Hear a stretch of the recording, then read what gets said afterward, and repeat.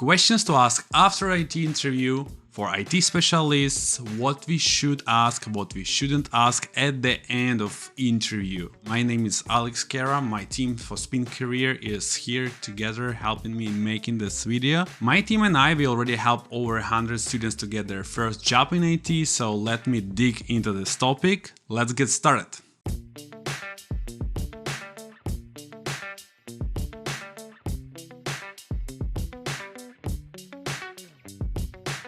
Before I start expanding this topic, I would like to focus on one simple thing. Guys, it's more like a problem, a mistake that students or beginners are doing. At the end of the interview, when the interviewer is giving you time to ask the questions, you shouldn't say that you don't have any questions or your questions were answered during the interview. You should kind of show yourself that you are prepared, that you kind of interested in this role, in this company. Well, the questions could be different, but you must ask these questions.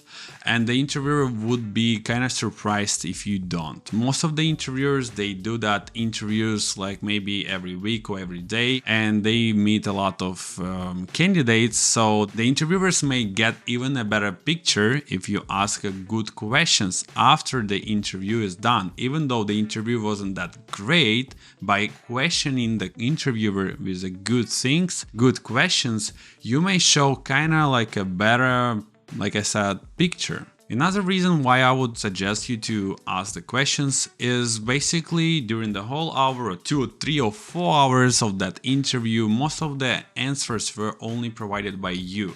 So interviewer was asking you questions, was trying to find some gaps in your knowledge or skills, so that was like a job for him. Now it's a time maybe for more relaxing conversation, and when you ask the questions to the interviewer, that may give you like a little bonus by having this person from the other side of the screen to get little speech from himself. So ask him questions, more open questions. So this person, interviewer, I mean, he or she may kind of expand his skills as well, or just tell you a little bit about himself, about the job that he has been doing and how excited he is.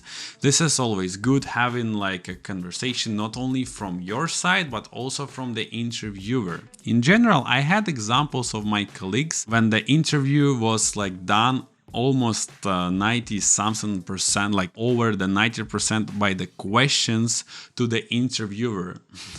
It's more like exception from the rule, but keep in mind that interviewer is also like a regular person, and we, like all people, we don't like only listening from the others' information, but we also love to speak, to express our feelings, how we like working in the company, how do we love our job, and this is normal. Keep that in mind, and this is another reason why you should ask the questions and allow the interviewer to speak as well at the end of the interview. In general, I think you should spend around like 5, maximum 10 minutes of the time asking the questions, unless the interviewer is explicitly showing you that he has no time, he's running out of time, and unfortunately he cannot answer you the questions right away. But feel free to reach out to our manager or recruiter to ask that questions, because I'm running late, have to go. That's fine, that's obvious that you shouldn't ask any question in this specific case. However, if they are, the interviewer or interviewers during the interview, they ask, giving you time for that. If they giving you time for that, then you definitely should ask the questions. In general, I think there are a total of 4 different groups of questions that you can ask after the interview. And the first one I can tell you is a context question. So of course the interviewer could ask you some questions during the interview that might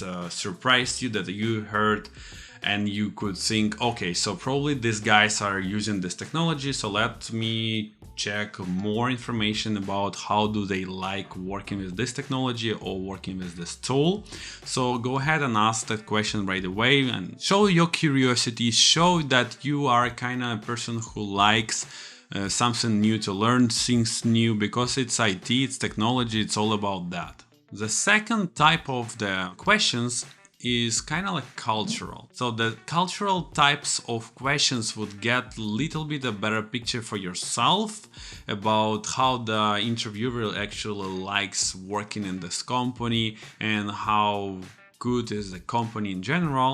And this is a very good conversation that you can build and show that you're kind of interested. So I would say there are like a few questions that I would definitely ask. First question would be, how would you describe the working environment here in the company?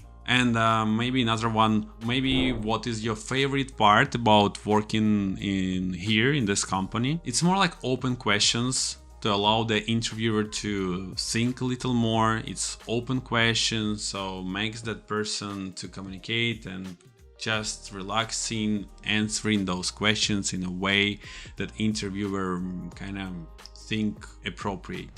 So the category number 3 for the questions is role-based. Role-based meaning that you would want to know about the expectations from this role, from you as being a future employee for the company. So what is expected, right? So this role, what would be the challenges for this role and what are the expectations? I would start with the question, what are the expectations for the person who's gonna get this role? The first months, first few months, first 6 months.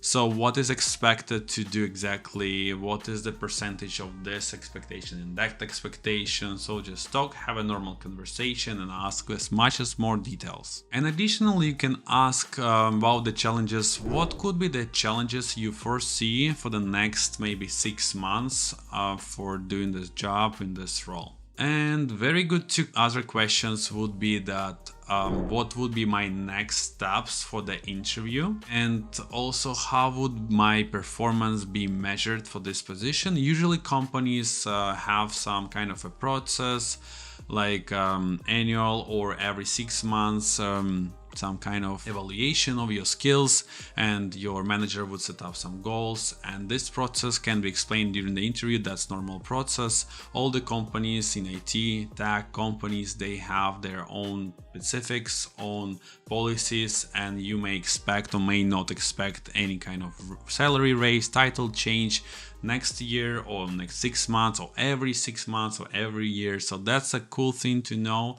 Those policies should be common knowledge for all the interviewers and employees of the company. So feel free to ask this question.